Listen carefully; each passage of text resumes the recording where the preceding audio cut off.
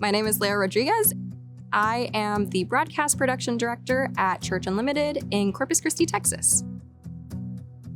The vision of our church is basically to reach the unchurched. We really want to create an approachable environment where people can feel like they can come in unjudged with whatever they're going through, and we're going to meet them right there where they are. My favorite part of supporting that vision from a lighting standpoint is I get to basically create a fun environment that people walk in and they may think like, oh, I didn't know church could look like this, especially in our area. So you have the opening band that comes out and kind of leads the way, and then you have the speaker come out at the end. So we do have slightly different approaches there. Again, I like to have a little bit more fun during worship. It's a little bit more energetic. We'll do a lot more like concert type lighting. And then once we hit sermon, we switch to more broadcast TV style. For our pastor, we're really trying to create a more focused environment. We have a very clean, sort of coordinated set between the video and the lighting working together so that when you're in the room, everything looks clean and cohesive. And when you're watching through a camera, you can kind of focus in on him. I have 10 lights, so we make it work with what we have. Our approach to key lighting at the baseline is we should be able to see their face, we should be able to see their expressions, whether you're watching through a camera or standing at the back of the room. Between worship and pastor, it does change a little bit slightly. So because we have a curved thrust, I sort of have to break up all of our key lights into quote unquote zones. Sometimes we have 4 vocalists on our front thrust. Sometimes we have 6 vocalists. Our lead vocalist will get 1, just because with the curve, again, I'm having to really accommodate for these corners that if I only put 1 point on this person on the curve, we're gonna get really bad shadows, especially on camera. So typically the people kind of on the outer edges of our thrust, I'll do 2 point. Our lead, I'll do 1 point. For our pastor, we do a more general, just even wash along our front thrust. So as he's walking, as he's talking, we can see him really well. We have a core value of flexibility here, so we bend without breaking and we're willing to make changes. Part of that is also making sure that we're being good stewards of the tithe and the resources that we have. And that's part of the reason that we only have 10 moving wash lights for all of our key lighting.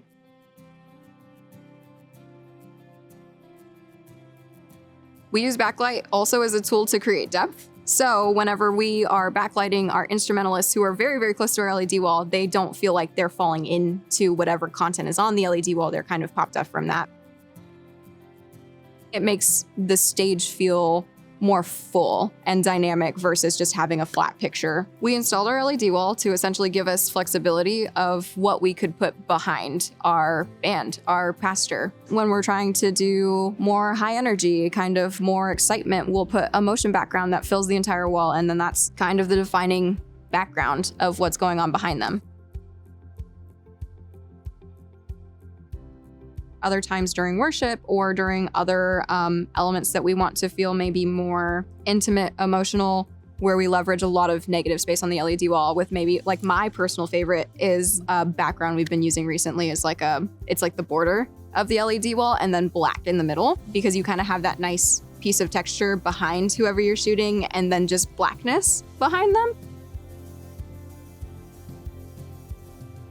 To light the band, I have a couple of different approaches for worship. Almost all of the time, they'll have a saturated color backwash, again, just to pop them off of the LED wall. I try to keep that pretty prominent just so we're not losing that depth there. Occasionally, I will throw some texture on them. I want to still see them and be able to engage with them with worship, but I don't want them to be necessarily a focal point. So what I'll do is some like textures with gobos so that we're still getting ambient light on them, but they're not like, bam, there they are. For our pastor, we typically do more texture and like accent type lighting for the upper deck. We don't really want it to be a prominent visual piece, but we don't want it to feel like a big empty stage either.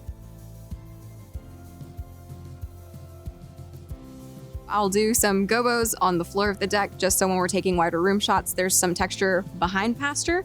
We'll also do a color in our LED bars just to kind of frame up the LED wall, and then we'll also glow the lens of our wash lights just to give it some nice eye candy versus being like a prominent lighting piece for sermon. Having like at least 3 or 4 layers is definitely impactful. It's definitely something that I notice. I think we have pretty solid horizontal layers. They may not be exactly like in line with each other when you're looking at it from like the front view, just because we're working with circle truss. So that's a little bit interesting for us, but we do have about 3 or 4 like horizontal layers within our ceiling. So plenty to play with there. I think where we have a little bit more difficulty is with our vertical layering. Having a middle vertical or anything vertical typically stands out to me just because it's not something that we have in our rig, unfortunately, and it's something I wish we had. The different angles and the ways that you can fill with that additional vertical layering is not something that I get to work with a ton, so it typically stands out to me.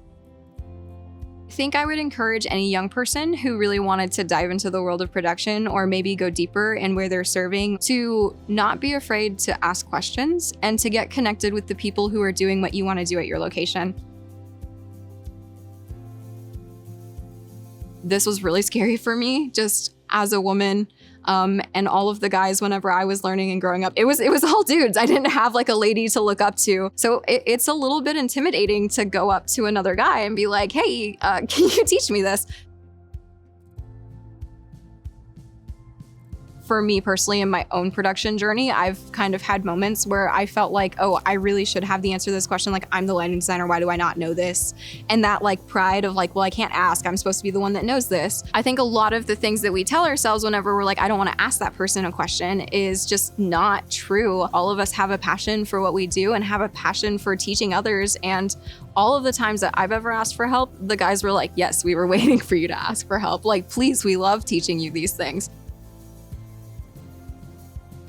I think there's really power in that, and I think you'll also be surprised at how much people are eager to answer your questions and to come in alongside you and help you, but also to how much you add value to their life whenever you do ask those questions.